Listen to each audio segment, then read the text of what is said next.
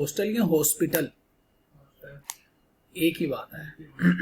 Hospital में hostel में रहते हो, क्या क्या सहूलतें दी गई हैं आपको हॉस्टल में? इंटरनेट,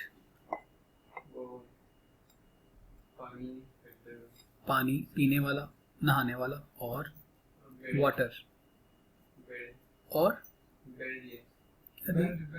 बेड दिया हुआ आपको, फर्निश करके दिया हुआ आपको।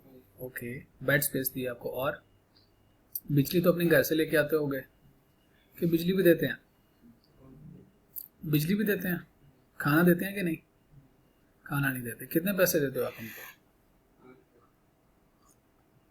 8,000 a month for a bed space with water, with electricity, with internet। हाँ जी, आप अपने घर में रहते हो? रेंट पे रहते हो।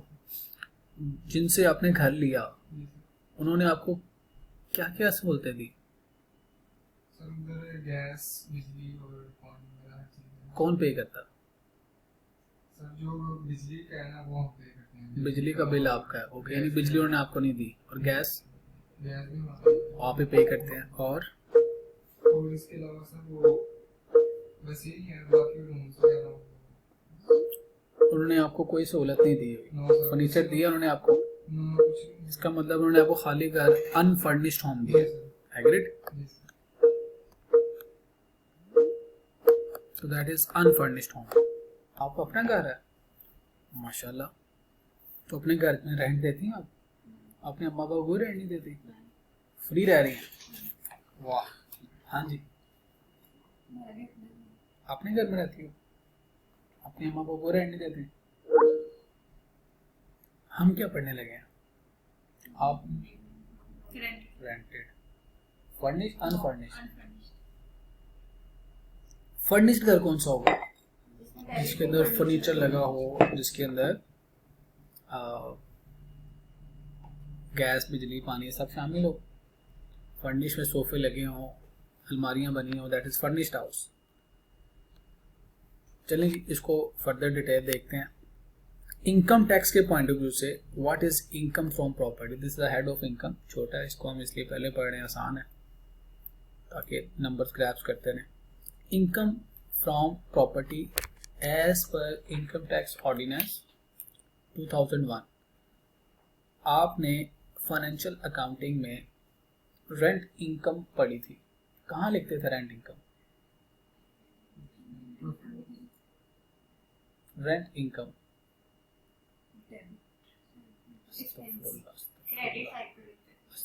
इनकम थी, अदर इनकम्स में लिखते थे, प्रॉफिट एंड लॉस अकाउंट में, यानी वो भी इनकम स्टेटमेंट ही होती है, उसमें हम अदर इनकम में लिखते थे। जैसा मर्जी रेंट हो, हमने क्या लिखना होता था? Other income. वो अकाउंटिंग लॉज के मुताबिक, टैक्स लॉ के मुताबिक पहले तो हमें डिफाइन करना पड़ेगा टैक्स रेंट किसको कहता है, फिर बताएगा कि इस रेंट को कहाँ लिखना है। हमने प्रॉफिट एंड लॉस अकाउंट ही बनाना है ना। इनकम्स माइनस एक्सपेंडिचर्स, जो हमारा बाकी पैसा बचेगा जिसको टैक्स के मुताबिक कहा जाता है दिस इज टैक्सेबल इनकम, उस पर रेट। तो हम पहले देखते हैं टैक्सेबल इनकम क्या है। रेंट इनकम कौन सी टैक्सेबल है? किस इनकम को इनकम टैक्स ऑर्डिनेंस वाले कहते हैं कि ये टैक्स है, इनकम है, और कौन से अखराजात इसमें से माइनस किए जा सकते हैं। तो by definition rent means any amount received और रिसीवेबल। रिसीव का मतलब क्या है? आप सारे किराएदार हो, मैं हूं मालिक मकान, तो रेंट रिसीव का मतलब क्या है? मेरे लिए रेंट रिसीव का मतलब क्या होगा? जो मुझे रेंट मिल गया। भजन गूंगे बोले नहीं बनना, मेरे नाल गलबात करो, हम जिंदा कौम है, मैं मुर्दों को नहीं पढ़ा रहा, तो तुसी बोलना है तो फिर ही मैं आगे चलना है। रेंट रिसीव फौरन से जवाब देना है, मैंने रेंट रिसीव किया, मेरे लिए क्या हो जाएगी? इनकम। इनकम टैक्स के मुताबिक रेंट क्या है? जो मैंने रिसीव कर लिया। और दूसरा रिसीवेबल का मतलब क्या है? आप लोग मुझे दे ही नहीं रहे हो रेंट, फोन पे फोन कर रहा हूँ, फोन ही नहीं उठा रहे हो मेरा। रेंट रिसीव्ड और रिसीवेबल, चाहे मुझे मिला चाहे नहीं मिला, नया मतलब है मुझे मिला या नहीं मिला, that is rent income for income from property as per income tax ordinance. Rent received और रिसीवेबल, मुझे मिला है या नहीं मिला, इसको मैं क्या कहूँगा, ये मेरी रेंट इनकम है। ठीक है, ये क्रूअल भी इसने डाल दिए। किसको? By the owner of land and building. What is the difference between land and building? Land है जो खाली लैंड भी हो सकता है, ओपन प्लॉट हो सकता है, और बिल्डिंग होती है जिसमें कोई घर वगैरह हो गया। लैंड जमीन, ऊपर कोई कंस्ट्रक्शन नहीं है, और कोई building दरख्त नहीं है, कोई पौधा नहीं है, सिर्फ जमीन, सिर्फ जमीन, चाहे जरी है चाहे शहरी है। ग्रे स्ट्रक्चर है, ये ग्रीन स्ट्रक्चर है। ग्रे स्ट्रक्चर कहते हैं जहाँ पे कंस्ट्रक्शन हो, ग्रीन स्ट्रक्चर कहते हैं जहाँ पे फसलें हो। कहता है जमीन और बिल्डिंग इसको कहते हैं। बिल्डिंग जहाँ पे कंस्ट्रक्शन है, कोई फैक्ट्री बनी हुई है, ऐसा कभी हो सकता है कि जमीन मेरी हो और बिल्डिंग आपकी हो, आप बिल्डिंग के मालिक हो? ऐसा कभी हो सकता है? कब और कैसे? अगर प्लॉट हम परचेज करेंगे तो वो आपका थोड़ी, लेकिन अगर हम मैं बिल्डिंग उठा के घर ले जाऊंगा? नहीं, लेकिन वो आपके किस नाम केस पे में हो- बिल्डिंग मेरी हो सकती है? अगर वो हमने अपने नाम पे भरी हुई बिल्डिंग का मालिक मैं कब हो सकता हूँ? है। जब मैंने फ्लैट खरीदा हुआ है।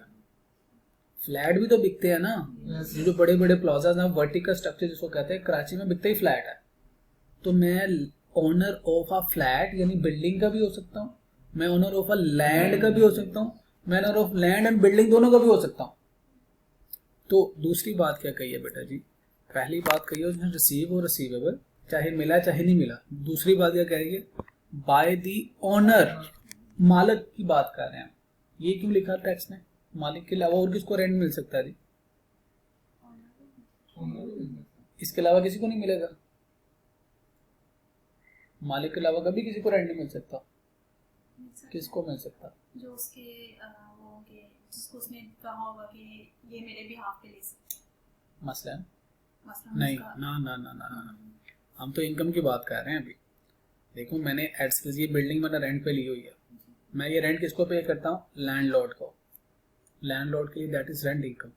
क्या मैं जिसके पास बिल्डिंग है, मैं किसी से रेंट ले सकता हूँ? Yes, अगर ले हम सकता किसी और को हूँ। देंगे तो मैंने ले किसी को सब लेटिंग की हुई है, मैं उससे रेंट ले रहा हूँ। तो लॉ में वो रेंट इनकम नहीं है। रेंट इनकम क्या है? जो ओनर ने ली है। मैं ओनर ही नहीं हूँ इस बिल्डिंग का, मैं ओनर ही नहीं हूँ इस लैंड का, तो ना मैं ओनर हूँ तो ना ही मेरी ये टैक्स इनकम है। टैक्स के पॉइंट ऑफ व्यू से रेंट क्या है? रिसीव और receivable by the owner, owner of किसका? लैंड या बिल्डिंग, या दोनों को भी हो सकता है। तो यहाँ से हमें क्या पता चला? आपको मिले या ना मिले, लेकिन किसकी बात हो रही है यहाँ पे? ऑनर। ऑनर के ऊपर टैक्स लगना। मैं आगे से बिल्डिंग लेके 10 लोगों को एक एक कमरा रेंट पे दे देता हूँ। जैसे कि बच्चा फ्लैट में रहता है, जिसने इनको फ्लैट रेंट पे दिया वो मालिक नहीं होगा, उसने बिल्डिंग रेंट पे ली, आगे इनको रेंट पे दिए, पूरी बिल्डिंग रेंट पे लेके छोटे छोटे इनको पिंजरे बना के दे दिया। पिंजरों में रहते हो ना, छोटे छोटे पिंजरे ही हैं, इतनी इतनी जगह दी जाती है, और सब एक बैग रखना है, एक बेड और बस, तो पिंजरे बना के दे देते हैं वो। तो अब वो जो आपके हॉस्टल वालों को पैसे मिले हैं वो आपसे रेंट ही ले रहे हैं, लेकिन वो उसकी रेंट इनकम नहीं है। टैक्स के लॉ के मुताबिक that is not the rent. Tax के मुताबिक रेंट क्या है? जो ओनर ऑफ द लैंड और बिल्डिंग, ओनर को जो मिलेगा दैट इज रेंट। आगे चलते हैं। किस लिए मिलेगा ओनर को जी? अमाउंट मिली है, कोई भी अमाउंट हो सकती है, उसने रेंट नहीं लिखा, उसने कोई भी अमाउंट हो सकती है। किस मकसद के लिए? बिल्डिंग या लैंड दी है for the use, as consideration मिल रहा है उसको, फॉर द यूज और ऑक्यूपेशन ऑफ। या वो इस्तेमाल करे या वो लेके अपने पास रख ले, नहीं इस्तेमाल करता उसकी मर्जी है। मैंने एडस्किल्स खोला हुआ है, मुझे 7 वाली बिल्डिंग पसंद आ गई, मैंने अपनी बिल्डिंग वहाँ पे शिफ्ट कर दी, मैं उसको यूज कर रहा हूँ। ये मैंने कहा मैंने किसी को नहीं देनी ताकि यहाँ पे कोई और कॉलेज ना बन जाए, तो मेरी ऑक्यूपेशन में है, मैं इस्तेमाल नहीं कर रहा, मैंने एक्वायर की हुई है, मैंने इस्तेमाल कर रहा। तो कहता आप यूज करें, ऑक्यूपेशन में रखें, और द राइट टू यूज दे दें, राइट टू ऑक्यूपाई दे दें, राइट दे दें, कब्जा दे दें, राइट दे दें, जब मर्जी ले लें, बिल्डिंग आपकी है, आप इस्तेमाल करें, मेरे पास रेंट से कर्ज है, जब मर्जी आए गार्ड खड़ा उसे चाबी ले, बिल्डिंग आपकी है। तो राइट टू यूज दे दें, या तो उसको दे दें वो इस्तेमाल कर रहे हैं, राइट टू यूज दे दें आपकी है, जब मर्जी इस्तेमाल करें। जैसे ये बच्चा हॉस्टल में जब मर्जी जाए, वो बेड इनको राइट टू यूज मिल गया, उससे पहले पता नहीं कितने लोग वहां पर आए गए होंगे, but now he is having the right to use. तो अब तीसरी बात होगी, पहली बात यह कहता है रिसीव और रिसीवेबल मिला है या मिल जाएगा या नहीं मिला, दूसरी बात ऑनर ऑफ द लैंड और बिल्डिंग, और तीसरी बात क्यों मिल रहे हैं उसको पैसे भाई, एज कंस्टिट्यूशन मिल रहे हैं, क्यों मिल रहे हैं, क्योंकि उसने यूज करने के लिए दिया बिल्डिंग, या राइट दिया कि आप यूज कर लें। ठीक है जी। इंक्लूडिंग, अब इसमें एक और चीज ऐड कर दी, includes forfeited deposits। forfeited deposits का मतलब क्या है? इनिशियल डिपॉजिट घर लेने से पहले दिया जाता है, सिक्योरिटी दी जाती है। सिक्योरिटी। नहीं जी, ये वो नहीं है। Under a contract of sale of the land और बिल्डिंग, ये forfeited डिपॉजिट है। forfeited यानी आपने जब्त कर लिया पैसा, कब? जब आप प्रॉपर्टी को बेच रहे हो, आप इस प्रॉपर्टी को बेचना चाहते हो, किसी ने बयाना दिया, अब बेचारे के पास नहीं है पैसे, तो बयाना जब्त, बयाना वापस नहीं होता। Yes, sir. तो जो बयाना जब्त हो गया, जो forfeited डिपॉजिट, उसको forfeited डिपॉजिट कहते हैं, कहता है ये भी रेंट इनकम है। तो रेंट इनकम दो तरह की उसने डेफिनेशन में बता दी। बिल्डिंग को इस्तेमाल करने के लिए जो ओनर को पैसा मिला वो भी रेंट है। बिल्डिंग को बेचने के लिए जो एडवांस मिला लेकिन बिल्डिंग नहीं बिकी, तो वो रेंट अब आपका हो गया, तो वो भी इनकम है, यानी वो पैसा अब आपका हो गया, उसको कहते हैं forfeited डिपॉजिट। तो हमारी दो तरह की इनकम होगी डेफिनेशन के मुताबिक, रेंट बीइंग ऑनर और forfeited deposit being an owner. तो ये हमारी क्या है, रेंट इनकम है as per income tax ordinance 2001। Clear है जिस पर? Yes, sir.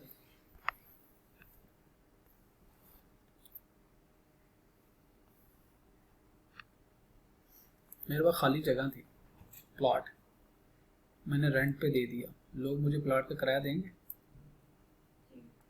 खाली प्लॉट रेंट पे दिया जा सकता है क्योंकि उसकी यूटिलाइजेशन है, तो यहां से मुझे रेंट मिल सकता है, बट बी ऑनर। आप जो लेगा वो क्यों मेरे से रेंट पे ले रहा, पार्किंग बना ले, यानी ये आपको यहाँ से पता चल जाएगा लैंड को, सिर्फ लैंड को भी इस्तेमाल किया जा सकता है। जब आप घर लेने जाते हो रेंट पे, तो आपको इस तरह का घर मिलता है खाली। इस घर में कोई कमी है, यहाँ पे फर्नीचर मिसिंग है, फर्नीचर की तरह नहीं है, तो विदाउट फर्नीचर जो घर है उसका rent is the rent income. Unfurnished घर की बात हो रही है, फर्निश घर आगे जाके भी पढ़ते हैं, आज ही आ जाएगा, फर्निश घर इसमें शामिल नहीं है, वैकेंट घर की बात हो रही है। इस घर का जो खाली बिल्डिंग आपने दी है, इसका जो रेंट मिलेगा that is the rent income. ये जो आपने जमीन दी नीचे, इस जमीन का रेंट मिलेगा आपको, दैट इज योर इनकम। अब उसके ऊपर जो मर्जी काम करे वो, उसने मूवेबल दुकान बना ली है, आपका प्लाट छोड़ेगा किसी और के प्लाट में रख लेगा, आपने तो उसको जमीन दी है ना, तो इसकी इनकम रेंट इनकम। इसमें कुछ मिसिंग है, इसमें फर्नीचर मिसिंग है, फर्निश नहीं है, दिस इज अनफर्निश्ड। फर्नीचर आपने अपना लाके सेट करना है। तो जो लोग रेंट पर रहते हैं they know the pain of the shifting of home. ये भी खाली बिल्डिंग, ये भी एक खाली लैंड का यूटिलाइजेशन है। कौन सी जगह है?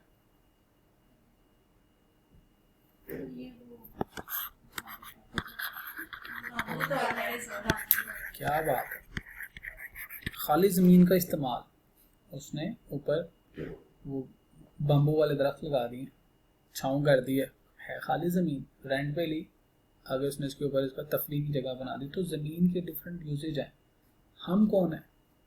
हमने अगर ये लैंड रेंट पे दी है, हम लैंड के ओनर है, और लैंड के ओनर होते हुए जो हमें पैसे मिल रहे हैं that is our rental income. चाहे लैंड दे चाहे बिल्डिंग दे। बिल्डिंग कौन सी होनी चाहिए? खाली। लैंड कौन सी होनी चाहिए? जिसमें एग्रीकल्चर के अलावा कोई काम हुआ है। अगर एग्रीकल्चर का कोई काम होगा तो एग्रीकल्चर इनकम पाकिस्तान में एग्जाम्प्ट है। तो अभी तक मैंने जो आपको ज़मीनें दिखाई हैं इसके ऊपर एग्रीकल्चर का काम नहीं हो रहा। तो जिस ज़मीन पे एग्रीकल्चर का काम नहीं हो रहा उस ज़मीन की इनकम हमारी रेंटल इनकम। क्लियर है जी? हम इसमें तो हमें पता चल गया डेफिनेशन। को हमसे पूछे कि इनकम टैक्स ऑर्डिनेंस के मुताबिक बताएं रेंट इनकम क्या है, तो हम क्या कहेंगे? Amount received or receivable by the owner of land and building। अगली बात for the use और right to use। अगली बात क्या बताएंगे? and मतलब ऐड करें, and forfeited deposit। किस चीज का forfeited deposit? for the sale of या under the sale of land and building। Very good यार, माशाल्लाह, आपको तो याद हो गया डेफिनेशन। लेकिन इनकम टैक्स का न्यूमेरिकल बगैर कैलकुलेशंस के नहीं समझ आता। लेकिन दिस इज अ क्वेश्चन। सवाल देखें क्या है जी। On 1 July 2003 mister Hamza received 2 years advance rent of rupees 1.5 million। 1 जुलाई 2023 को हमजा साहब ने एडवांस रेंट लिया। कहता है calculate the amount which will be treated as rent chargeable tax under the head income from the property for the tax year 2024। 2024 के लिए बताइए क्या रेंट होगा।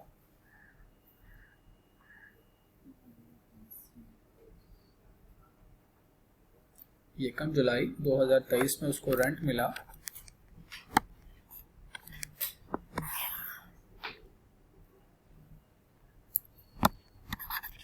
01/07। 23 को उसको रेंट मिला। साल कब खत्म होगा? 30/6/24। दूसरा साल कब खत्म होगा? 25। उसको इस डेट पे रेंट मिल गया 1.5 मिलियन। बताइए इस साल का टैक्सेबल इनकम क्या होगी? इस साल का रेंट क्या होगा? 25,750,000। जी, 2 बच्चों ने बताया 750,000। और बताइए। हाँ जी 750। हमने तो डेफिनेशन पढ़ा रेंट रिसीव्ड और रिसीवेबल। ये तो रिसीव नहीं हो गया 1.5 मिलियन। रिसीव्ड आ गया ना, तो सारे का सारा इनकम नहीं होगा। हमने डेफिनेशन पे अगर जाएं, रेंट क्या कहता है? Rent mean any amount received और रिसीवेबल। आपने रिसीव कर लिया या रिसीवेबल है, तो ये तो 15 लाख रुपए रिसीव कर लिया हुआ है, तो क्या सारे का सारा हमारी इनकम नहीं होगा? वो एक टैक्स ईयर का हम देखें। जिस टैक्स ईयर की बात कर रहे हैं उससे बिलोंग करना चाहिए। राइट टू यूज है ना, तो right to use for the tax year. जब हमने टैक्स ईयर 2024 की बात कर रहे हैं तो इसके लिए हमें 7,50,000 रुपए मिल चुके हैं। ना भी मिले होते तो उधार भी होते तो इस साल का यही रेंट था जिस साल के लिए हमने अपनी बिल्डिंग को इस्तेमाल करने के लिए दिए। जितना अरसा वो बिल्डिंग उस साल में इस्तेमाल होगी उतने अरसे का रेंट उस साल की रेंट इनकम कंसीडर किया जाएगा। क्लियर है जी? तो 750 इज द रेंट। तो 2025 का कितना होगा जी? 750। यहाँ पे तो उसने रिसीव ही नहीं किया, लेकिन ऑलरेडी तो रिसीव कर चुका है ना, रिसीव्ड ऑलरेडी रिसीव कर लिया। लेकिन 2025 का रेंट कितना होगा? 7,50,000। क्लियर है जी? अगर हमें एडवांस भी मिल जाए तब भी हमने उस साल का जितना रेंट होता है इनकम में उतना ही लिखना, ना ज्यादा ना कम। क्लियर है जी? अगली बात देखिए फिर। द रेंट रिसीव्ड और receivable by a person. Person की डेफिनेशन हम पढ़ चुके हैं। वो पर्सन क्या हो सकता है? Individual, AOP, company and federal government. By a person for a tax year. एक टैक्स ईयर की बात करता है। Other than exempt rent. अगर एग्जाम्प्ट रेंट है तो वो नहीं ऐड करना। एग्जाम्प्ट इनकम पर टैक्स देना ही नहीं है ना, तो इसका मतलब है रेंट इनकम भी ऐसी इनकम हो सकती है जो एग्जाम्प्ट है। अभी फिलहाल हम पढ़ रहे हैं, हम एग्रीकल्चरल लैंड की बात करते हैं। Agriculture income is exempt. और भी है, लेटेस्ट स्टेजेस में आ जाएंगे। एग्जाम्पल देखिएगा।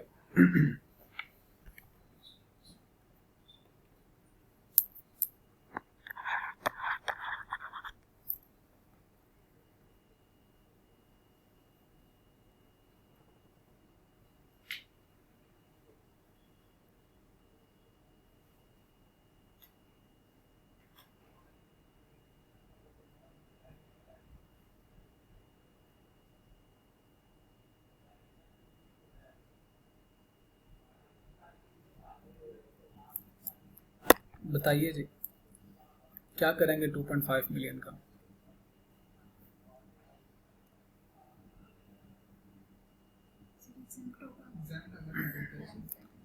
तीन मुरब्बे उसके बाद जगह, यदि 75 एकड़, एक मुरब्बे में 25 एकड़ होते हैं।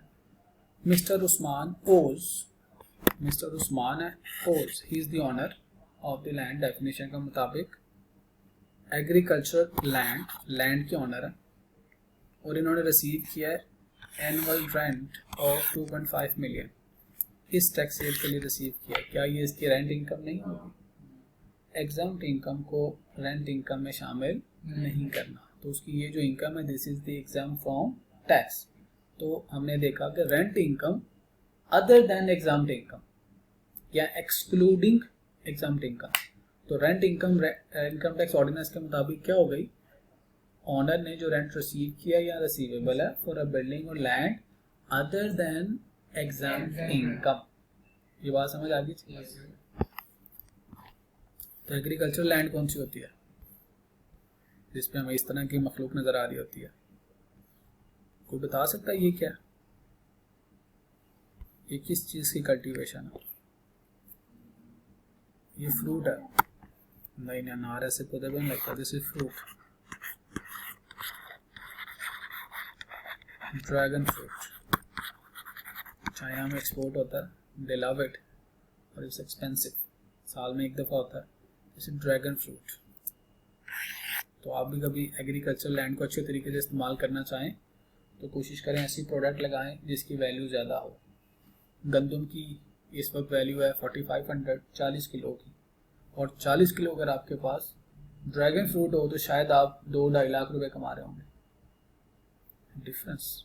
आप ऐसी चीज़ लगाएं जिसकी वैल्यू ज़्यादा हो। What is this?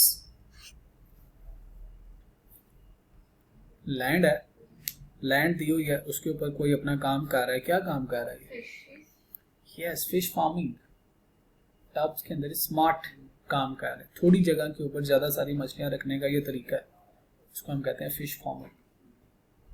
तो ये फिश फार्मिंग कर रहे हैं। अगेन एग्रीकल्चरल यूज है, लैंड, थोड़ी लैंड के ऊपर ज़्यादा मुनाफा कमाना चाहते हो तो इस तरह का काम करो। What is this? Land, land को नीचे से खोद के पानी के अंदर मछलियाँ। ये सवात में, नारायण कगान, सवात, हुंजा, उस इलाके में, ठंडे इलाकों में ट्राउट फिश की फार्मिंग इस तरह से होती है। ये यहाँ पे देख रहे हैं, ऊपर से पानी आ रहा है पहाड़ों के ऊपर से, इस तालाब के अंदर आता है, यहाँ से आगे गुजर जाता है, तो इसमें हर टाइम ठंडा पानी रहता है ताकि ये ट्राउट फिश जिंदा रह सके, उसको बहुत ठंडा पानी चाहिए होता है। तो इट्स इनोवेशन इन पाकिस्तान कि पहाड़ी पानी को रास्ता चेंज करके आप अपने उसमें तालाब में लेके आते हैं, वहाँ पे फिश रखी हुई है, ट्राउट जो कि दरिया की मछली है, ठंडे पानी में रहने वाली, और आगे से पानी गुजार देते उसको ठंडा पानी मिल जाता है। This is innovation which is done by Pakistani people. तो अब इस मछली की कीमत 3000 रुपये किलो, 4000 रुपये किलो बिकती है ये मछली। ये रोहू मछली की तरह नहीं है, this is trout fish, 4000 rupees a kilo, 5000 rupees a kilo. छोटी सी फिश होती है, इट्स वेरी एनर्जेटिक फिश। तो ये क्या है, जो लैंड दी हुई है आपने रेंट पे, क्या इसको टैक्स होगा? फिश है, फिश फार्मिंग है तो एग्री फार्मिंग है, एग्रीकल्चरल इनकम जितनी भी है उसका जो टैक्स है that is not chargeable tax. Yes, fish farming है ना, फिश फार्मिंग एग्रीकल्चर में आता है। पाकिस्तान में बहुत सारे, मैंने तो बड़े बड़े फार्म दिखाए नहीं आपको, वो तो कन्वेंशनल फार्मिंग है, मैंने आपको लेटेस्ट फार्मिंग दिखाई है। एनी हाउ, तो इसका टैक्स हमारी इनकम में नहीं आएगा। आगे चलते हैं जी। आप ही पे नहीं करते? नहीं, मैंने तो खरीदी है, मेरी तो ओन्ड लैंड है ना, रेंटेड नहीं है।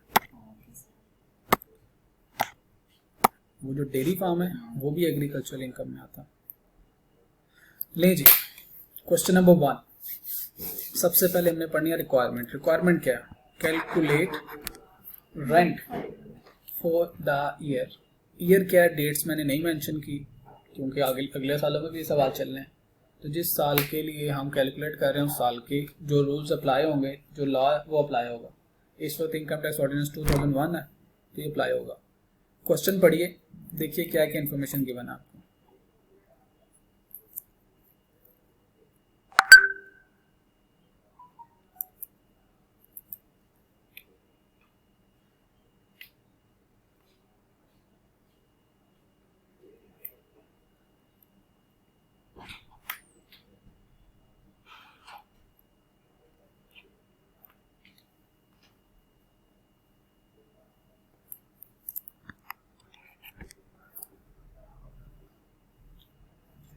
पढ़ लिया जी।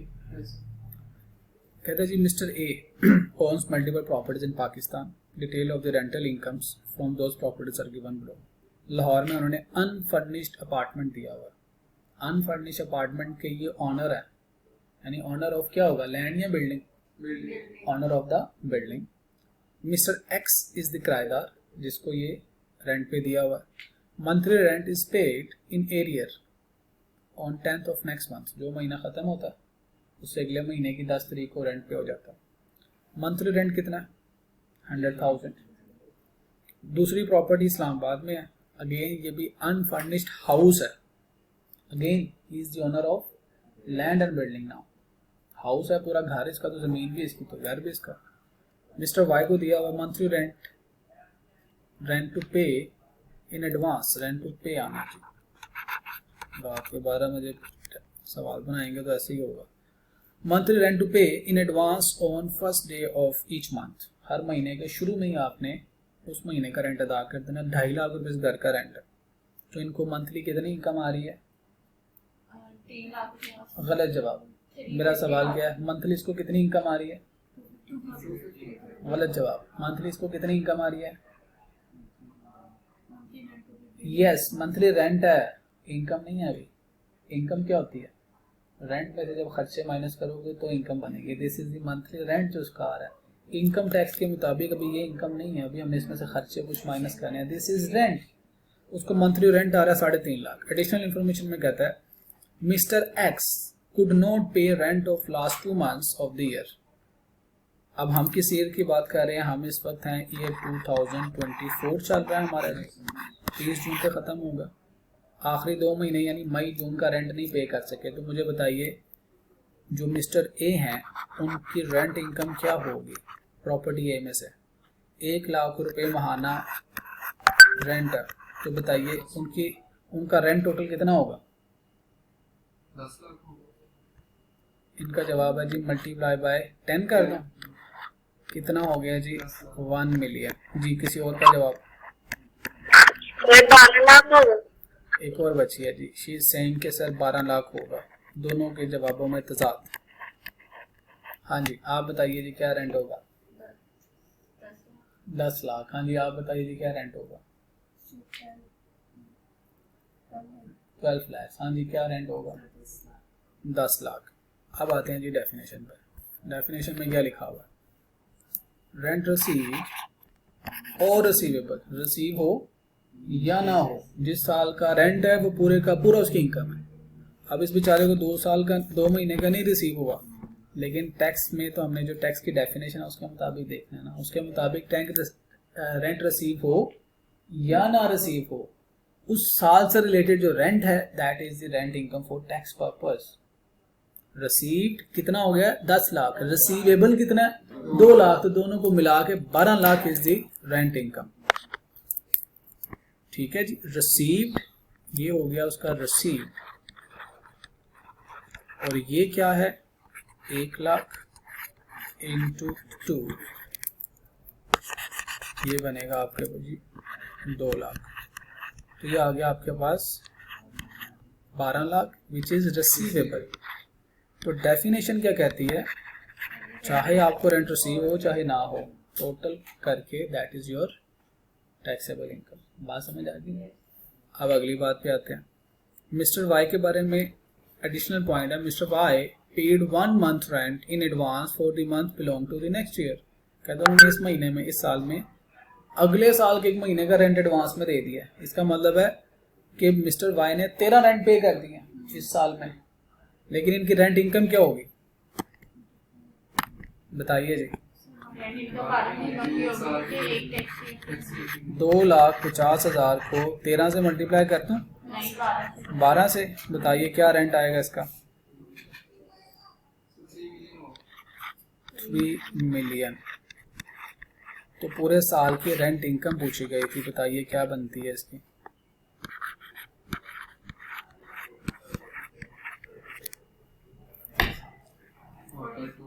$4.2 million, right? Rent received or receivable for the year is the rent income as per definition.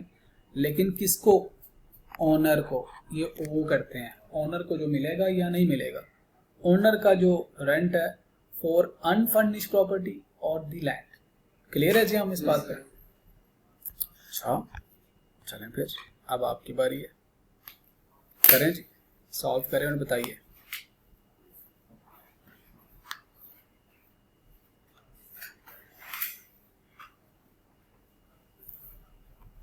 Calculator भी करते हैं, किधर कापियां निकालना शुरू हो गए हैं। Be a smart boy, I am your assistant, मुझे बताते रहें, I will solve it for you.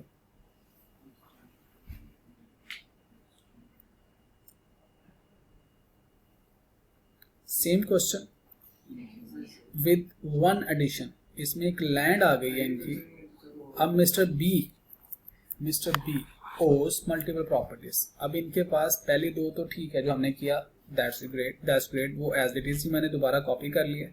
एक रो ऐड की विच इज लैंड, ननकाना में इनकी लैंड है विच इज एग्री, इसकी किस्म क्या एग्री है, मिस्टर जेड को दी हुई है, उसका एनुअल रेंटल बता दिया मैंने 2,50,000, ऊपर रेंटल मंथली रेंट लिखा हुआ है, दिस इज एनुअल रेंट, ये यहाँ पे क्लैरिफाई कर दिया, ये साल का उसको 2.5 लाख रुपए मिला। तो इसको मैं इसको मंथली लिख देते हैं, ये भी मंथली है और ये क्या है जी एनुअल। आप बताइए इनके रेंटल इनकम क्या होगी?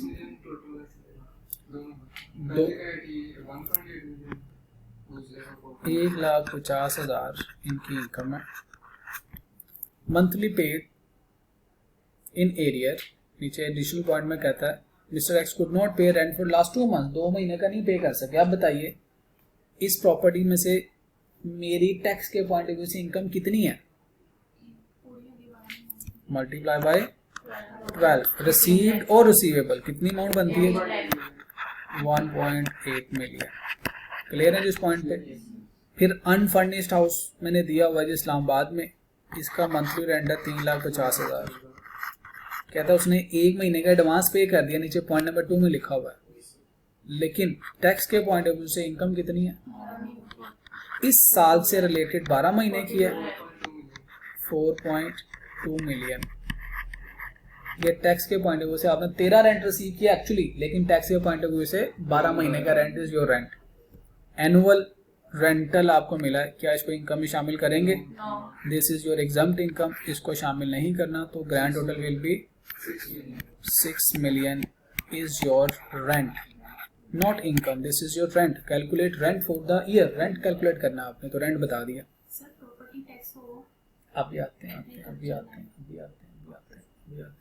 प्रॉपर्टी टैक्स तो भी हमें पता ही नहीं क्या होता, कल के लेक्चर में पता चलेगा। अभी तो हम रेंट कैलकुलेट करना सीख रहे हैं। तो रेंट में क्या आ गया बेटा जी? अभी तक हमने देखा लैंड, बिल्डिंग, इसका रेंट रिसीव है या रिसीवेबल है, लेकिन उसी साल का होना चाहिए, ना अगले साल का ना पिछले साल का। तो 12 महीने, हाँ जी, फॉरफिटेड डिपॉजिट पे डेफिनेटली। एक और सवाल देखिएगा, जैसे जैसे नीचे आते जाएंगे और कॉम्प्लिकेटेड होता जाएगा। अब मिस्टर सी, इनके पास 3 प्रॉपर्टीज है। प्रॉपर्टी 1 अपार्टमेंट, 2 हाउस, तीसरा लैंड। जो अपार्टमेंट है that is unfurnished, house unfurnished, land agri land. घर का रेंट कितना है? अपार्टमेंट का रेंट इज 120, घर का रेंट 1.5 लाख और 3.5 लाख रुपए किसका रेंट है? एग्रीकल्चर। एनुअल बताया हुआ ये, ठीक है, दिस इज एनुअल। अब आपसे रिक्वायरमेंट है, करें कैलकुलेट इसका टैक्स। नीचे नोट्स पढ़ लीजिए और बताइए इनका कितना रेंट होगा जो कि रेंट में आएगा।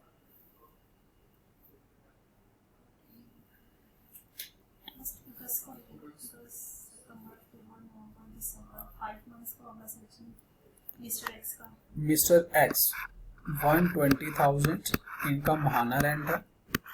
हमारे साल में कितना अरसा इनको प्रॉपर्टी मिली रही? यकम अगस्त है, अगस्त, सितंबर, अक्टूबर, नवंबर, दिसंबर, जनवरी, फरवरी, मार्च, अप्रैल, मई, जून। हमारा टैक्स ईयर कब खत्म होता है? जून। जब कुछ ना बताया हो तो जून। कितने महीने हो गए जी? 11 महीने मल्टीप्लाई बाय 11, बताइए कितना रेंट बनता है? 13 लाख 1320,000। इस साल का 11 महीने का रेंट बनता है, तो मैंने 11 महीने के रेंट को अपनी इनकम में शामिल किया, राइट। Yes sir. नेक्स्ट देखिएगा, सही अभी गांधी लाख कहते हैं। दूसरे नंबर पे आइएगा हाउस, इस्लामाबाद, अनफर्निश्ड हाउस, 1,50,000। बताइए जी कितने महीने का रेंट बनता है?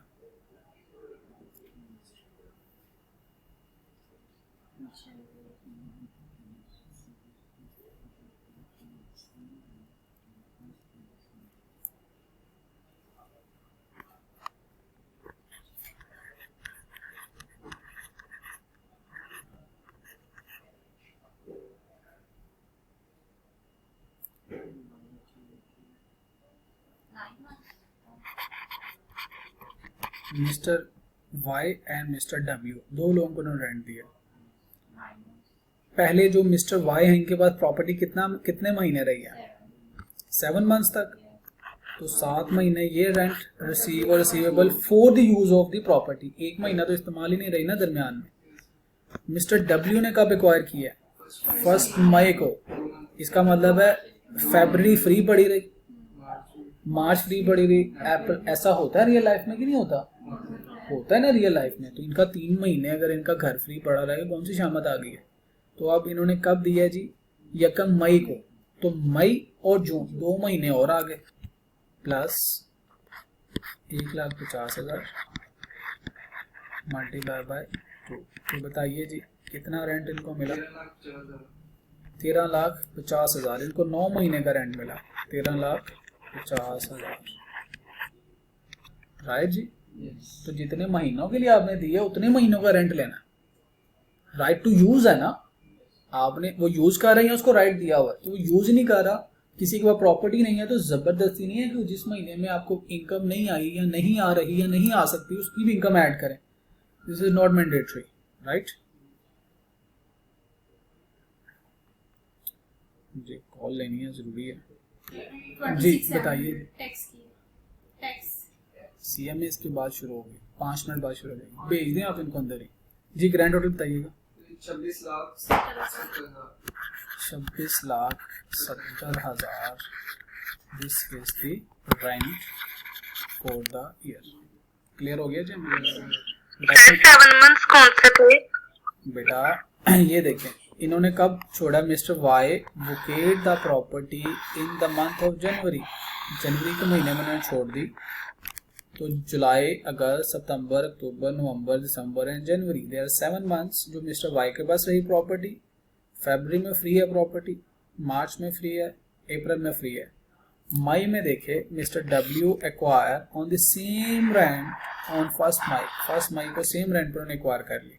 तो मई एंड जून 2 महीने की आ गए। ये मिस्टर डब्ल्यू एंड ये मिस्टर वाई का रेंट। तो टोटल आपको 9 महीने। तो हमने छोड़ दी थी, वो भी हम काउंट करेंगे? सॉरी, जनवरी में तो उन्होंने तब छोड़ दी हाँ थी ना, फिर हाँ जी, हाँ जी, कभी। हाँ जी, मैंने अज्यूम किया कि at the end of January छोड़ा। Okay sir. क्लियर है जी? अगली बात, फेयर मार्केट रेंट। लॉ कहता है जो आपको मिल रहा है ना, हो सकता है आप हमें कम बता रहे हो। लॉ को डिसीव करने के लिए लोग रेंट मिल रहा है 3 लाख रुपए, और फॉर एग्जांपल लैंडलॉर्ड ने टेनेंट को कहा कि आप 2 लाख रुपए मेरे अकाउंट में ट्रांसफर करो और 1 लाख रुपए मुझे कैश दे दो।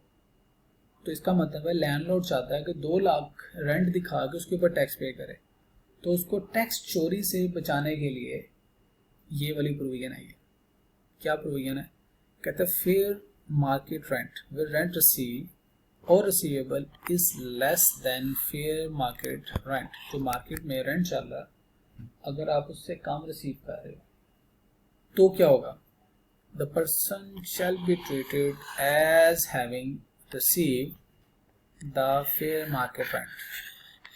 कहता है टैक्स, कहता है मेरी नज़र से देखेंगे तो मैं समझूंगा, चाहे आपने 1,30 लिया है, मार्केट में 1,30 चल रहा है तो मैंने 1,30 ही समझना। तो मेरी नज़र से आपको जो रेंट मिला है वो 1,30,000 ही मिला है। तो जो मार्केट का रेंट है उससे कम रेंट आप अपनी इनकम में शो नहीं करेंगे। इस प्रोविजन को इसलिए शामिल किया गया। तो जब आप कहते हैं मुझे 2 लाख रेंट मिल रहा है जबकि मार्केट का रेट 5 लाख है, तो जब आपकी टैक्सेबल इनकम कैलकुलेट की जाएगी, जब इनकम टैक्स ऑर्डिनेंस के मुताबिक आपका रेंट कैलकुलेट किया जाएगा, तो वो 5 लाख के लिहाज से कैलकुलेट किया जाएगा जो कि उस मार्केट का रेंट है, ना कि वो रेंट जो आप अपने दोस्त से ले रहे हो, अपने रिश्तेदार से ले रहे हो, कम रेंट चार्ज किया जा रहा है, वो नहीं इनकम समझा जाएगा। तो टैक्स के मुताबिक इनकम क्या हुई, फेयर मार्केट रेंट और जो आप रिसीव कर रहे हो दोनों में से जो भी हायर है। अगर आप फेयर मार्केट से कम रेंट चार्ज कर रहे हो रिश्तेदारी की वजह से, दोस्ती की वजह से, लेकिन जब आप उसको टैक्स करेंगे तो इनकम वही समझी जाएगी जो उस मार्केट में रेंट की अमाउंट है। पर्सनल फेवर आप देते रहें, लेकिन जब अकाउंटिंग के पॉइंट ऑफ व्यू से देखेंगे तो जितने पैसे आए वही इनकम है। टैक्स के पॉइंट ऑफ व्यू से देखेंगे, टैक्स कहता है नहीं, जितने पैसे आए वो नहीं। अगर आपने फेयर मार्केट वैल्यू से कम लिया तो fair market value is your income. अगर आपने फेयर मार्केट वैल्यू से ज़्यादा लिया तो वही इनकम समझी जाएगी, लेकिन कम नहीं ले सकते आप। यह लॉ ने आपको टैक्स पॉइंट ऑफ व्यू से प्रोहिबिट किया। ये बात समझ आ गई? Yes. एग्जाम्पल देखिएगा। Mister Bilal receive rent of 50,000 per month during the tax year when the fair rent of the property was 60,000। फिर रेंट कितना था? 60,000। ये कितना रिसीव कर रहे हैं? 50,000। तो टैक्स के पॉइंट ऑफ व्यू से इसका रेंट क्या होगा? 60,000 मल्टीप्लाई बाय 12, पूरे साल का रेंट आ जाएगा। यस, तो टैक्स के पॉइंट ऑफ व्यू से क्या होगा इसका rent? 60,000 multiply by 12 is equal to 720,000। तो this is fair market rent. जी बेटा जी, 12 राइट, 12 से मल्टीप्लाई करना। गॉट इट जी? ये समझ आ गया? तो ये वाला पॉइंट अब कल पढ़ते हैं। होमवर्क ले लें आप। दिस इज योर होमवर्क, घर से करके आएंगे आप। दिस इज योर होमवर्क, ये भी घर से करके आएंगे आप।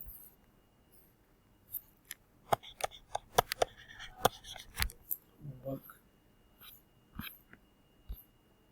बस। थैंक यू, अल्लाह हाफिज़।